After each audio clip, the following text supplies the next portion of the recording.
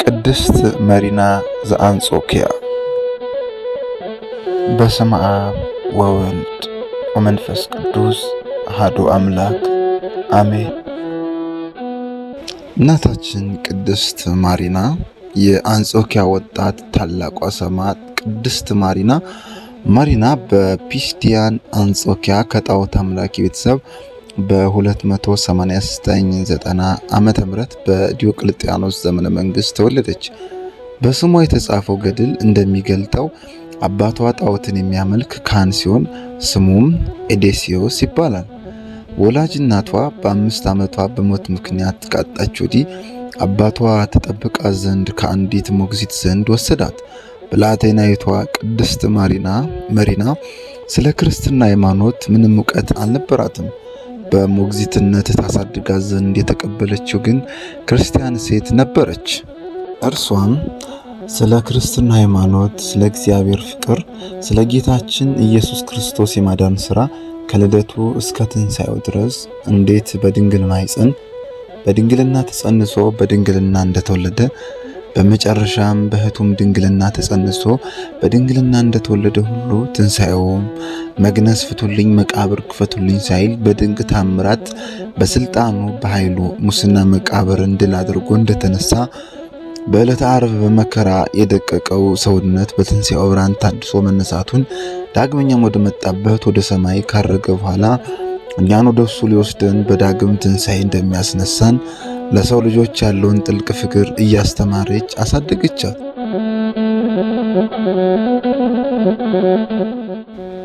ቅድስት ማሪና ይህን መንፈሳዊ እውቀት በጥልቀት የተረዳችው በ12 ዓመቷ ሲሆን በዚህ ሰው ወዳጅ በሆነው በክርስቶስ ፍቅር ተማርካ የሰማዕትነት አክሊል የተቀዳጀችው በ15 ዓመቷ ነው።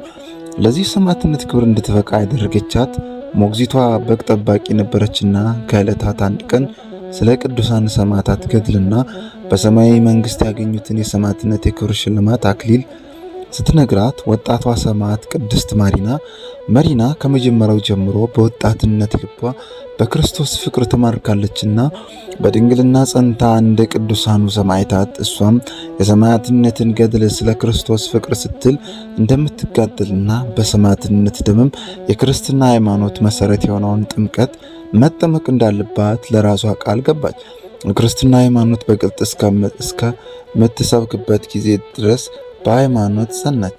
ነገር ግን አባቷ ክርስቲያን የመሆኗን ነገር ሲሰማ ክርስቲያኖችን ይጠላ ስለነበር እንደ ልጁ አያትም ነበር። የግብፅ ኮፕቲክ ኦርቶዶክስ ቤተክርስቲያን፣ የኢትዮጵያ ኦርቶዶክስ ተዋሕዶ ቤተክርስቲያን የቅዱሳን ሕይወት በሚያዘክረው በሐምሌ ወር ቀን 23 በሚነበበው ስንክሳር ላይ የቅድስት መሪና አባት በ15 ዓመቷ እንደሞተ ተገልጧል። ዕለታት አንድ ቀን ቅድስት መሪና ከሞግዚቷ ከሰራተኞቿ ጋር በግ ለመጠበቅ በወጣች ጊዜ የአገሩ ገዢ የነበረው አውሎሚሪየስ በመንገድ ላይ ሲያያት በልቡ ተመኛት። ወታደሮቹንም ወደ እርሱ ይዘው እንዲያመጧት ሰደዳቸው።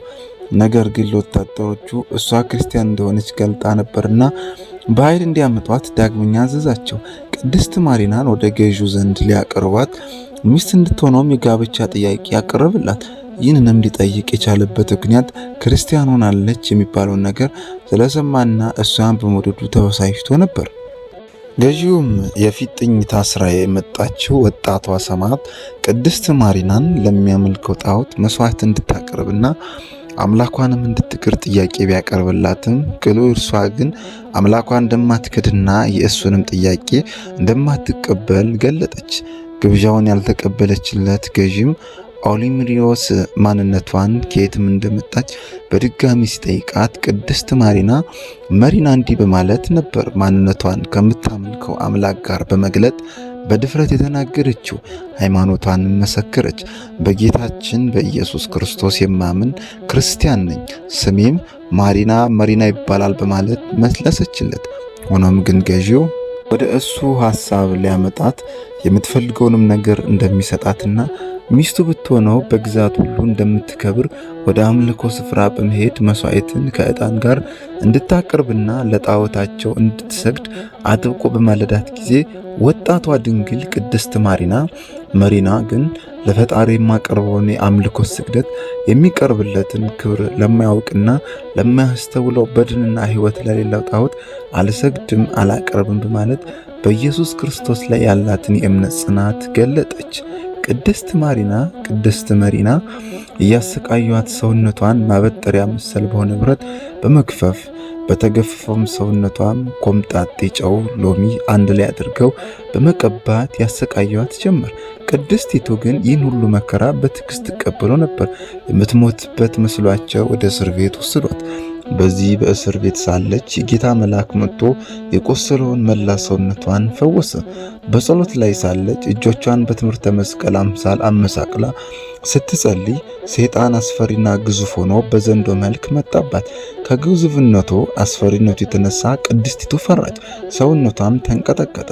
ዘንዶም አፉን ከፍቶ ዋጣት። በዘንዶ ሆድ ውስጥ ሆና በመስቀል ምልክት አማትባ ስትጸልይ ዘንዶ ለሁለት ተሰንጥቆ ሞተ። ቅድስቲቱም በሕይወት ተገኘች። ነቢዩ ዮናስ ምንም አይነት ጉዳት ሳይደርስበት ከዓሣ ነባሪ ሆድ ውስጥ እንደወጣ ሁሉ እሷም በሰላም በሕይወት ወጣች።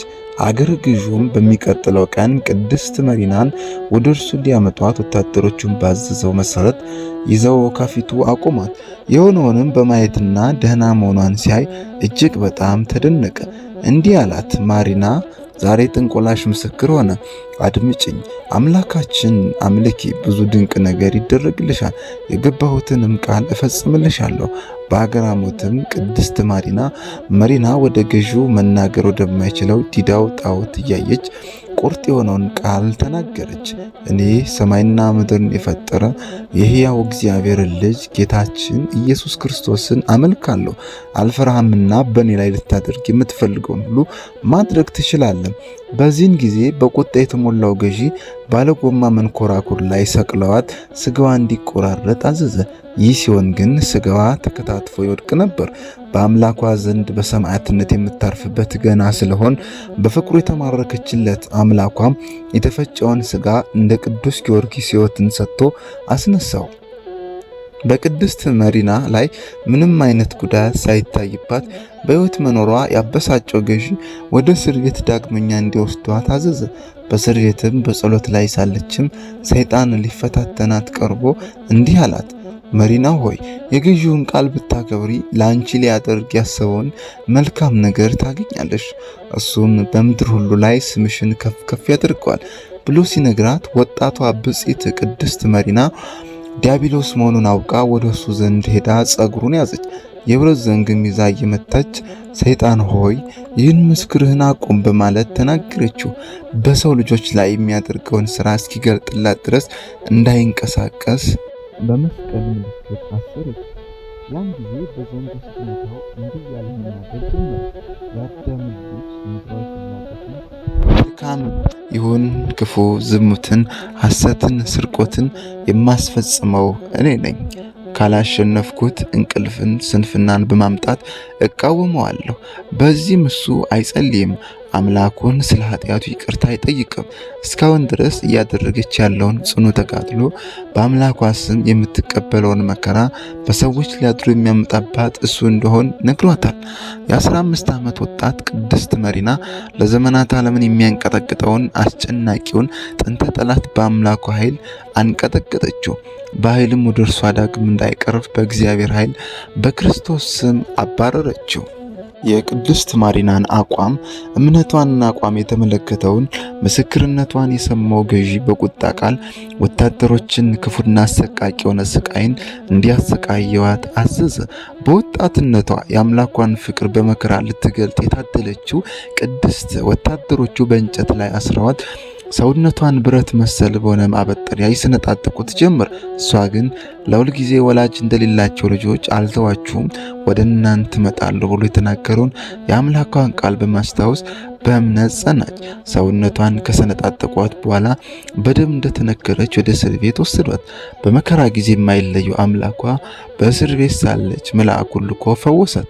በማግስቱም ከእስር ቤት አውጥተው ከልብስ አራቁተዋት ከግንድ ጋር በማሰር በእሳት አቃጠሏት። እሷ ግን በመለኮታዊ ጥባቆት በሚደንቅ ሁኔታ በሕይወት አለች። እንዲህም ብላ ጸለየች። አምላኬ ሆይ በአንተ ስም ወደ እሳቱ እንድገባ እንደፈቀድክልኝ ሁሉ በጥምቀቷ ውስጥም እንድገባ ፍቀድልኝ። በዙሪያዋ ስቃዋን ለማየት ከቆሙት መካከል ገዢው ነበርና ውሃ ስትል ስለሰማ እርቃኗን እንድትሆን በትልቅ ድስት ውስጥ እርሳስና ውሃን አንድ ላይ እንዲያፈሉ በዚያም ውስጥ እንዲጨምሯ ታዘዘ። ቅድስት መሪናም አምላኳን እንዲህ ስትል ጠየቀችው፣ ይህንን የጥምቀቷ አድርግልኝ። ጌታችንም መልአኩን በርግብ አምሳል ላከላት። እሷም በገንዳ ውስጥ አንድ አምላክ በሚሆን በአብ በወልድ በመንፈስ ቅዱስ ስም አሜን እያለች ተዘፈቀች። ከሰማይ እንዲህ የሚል ድምፅ ተሰማ፣ መሪና ሆይ በጥምቀቷ ተጠምቀሻል። እሷም ተደሰተች። በውሃ ውስጥ ሳለች ብርሃን ቦታውን ሞላው። ነጭ ርግብም በአፏ የብርሃን አክሊል ይዛ ከሰማይ ወረደች። ወጣት ሰማዕት የታሰረችበት ሰንሰለት ተፈታ።